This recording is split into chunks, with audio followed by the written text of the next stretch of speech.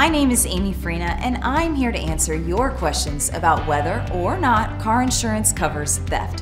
Here's the good news. Yes, car insurance can cover theft depending on the specific coverage you have in your policy. Comprehensive insurance, also known as comp or other than collision coverage, typically includes coverage for theft. I bet you are wondering what comprehensive insurance is, so allow me to explain that too.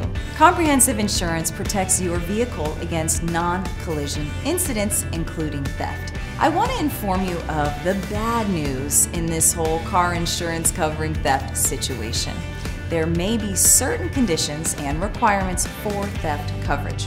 For example, you may need to file a police report and provide documentation of the theft to even initiate the claim process.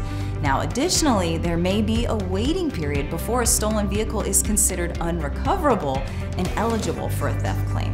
Remember to fully understand the details of theft coverage under your car insurance policy, including any additional requirements. So, stay insured and stay aware of your surroundings always.